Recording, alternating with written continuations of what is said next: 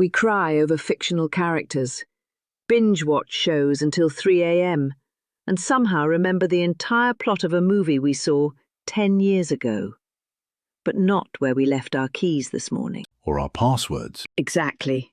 And stories are weirdly universal. Every civilization on Earth has them. Ancient myths, ghost stories, legends, fairy tales, religion, gossip, reality TV, even your co-worker saying, "You will not believe what happened at lunch." That's storytelling. And humans are obsessed with it, which raises a fascinating question.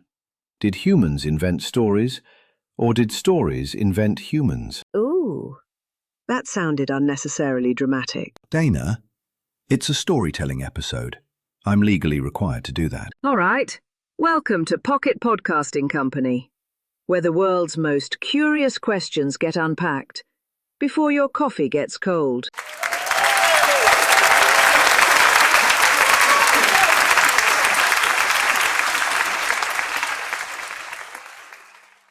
So, why do humans love stories so much? Because stories are basically survival tools disguised as entertainment. That sounds suspiciously intelligent. Thank you. So, long before books, movies, podcasts, or TikTok conspiracy threads, humans sat around fires telling stories. And those stories weren't just for fun.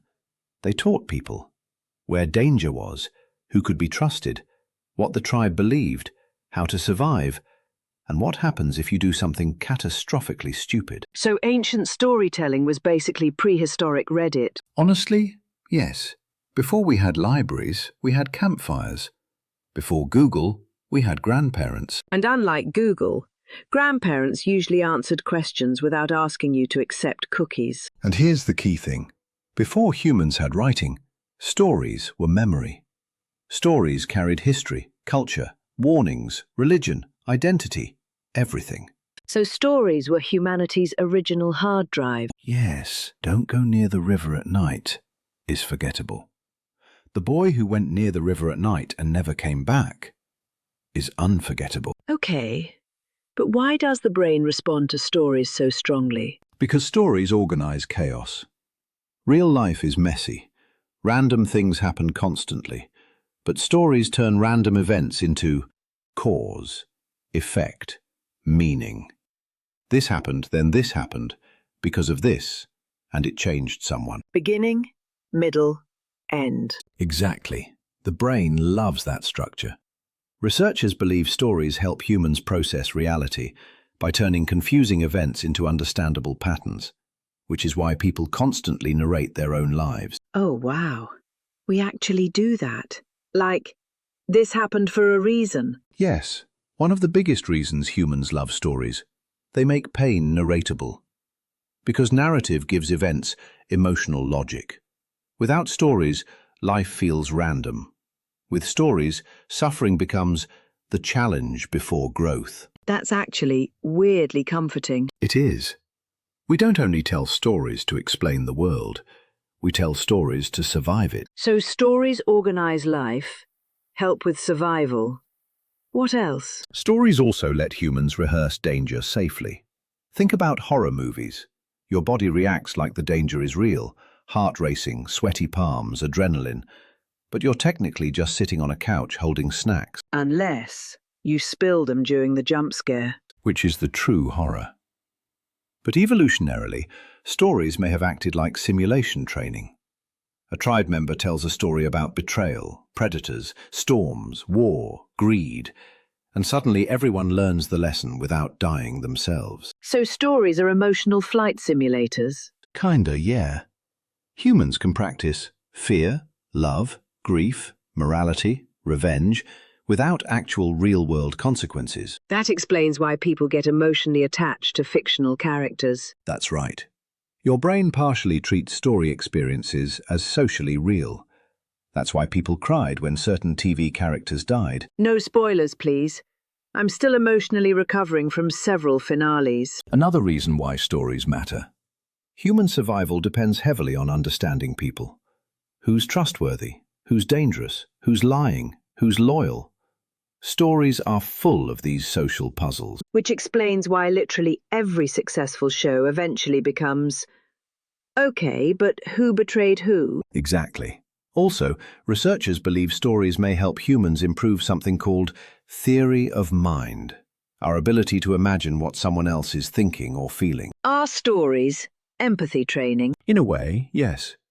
A story is the closest thing humans have to renting someone else's mind for a few minutes. And that's incredibly powerful. Okay, controversial question. Is gossip technically storytelling? Oh, absolutely. Human gossip is basically social intelligence software. That sounds way too sophisticated for guess who unfollowed who. But think about it. Gossip spreads information about reputation, alliances, behavior, and trustworthiness, which mattered enormously in early human tribes. Sounds a bit like reality TV. Yeah, reality TV is basically ancient tribal storytelling with better lighting. Okay, this part fascinates me. Stories don't just entertain humans.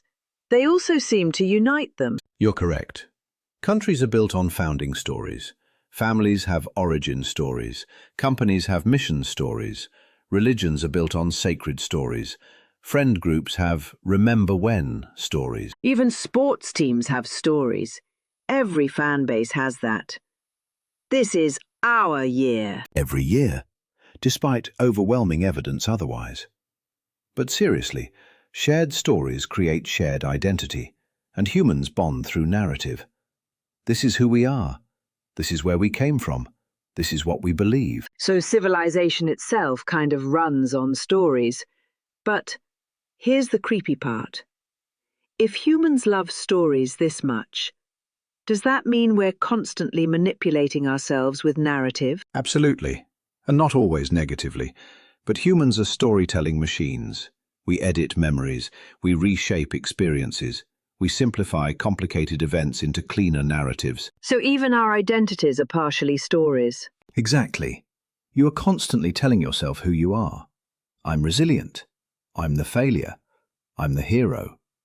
And those internal stories shape behavior enormously. Wow, that got existential very quickly. That's episode 9 of Therapy. So, humans love stories because stories helped us survive, helped us remember, helped us connect, and helped us understand ourselves. And stories aren't just entertainment. They are one of humanity's oldest technologies. A way to transfer emotion, memory, and wisdom from one mind to another. And honestly, that's kind of beautiful. It is because humans don't just tell stories. Humans are stories.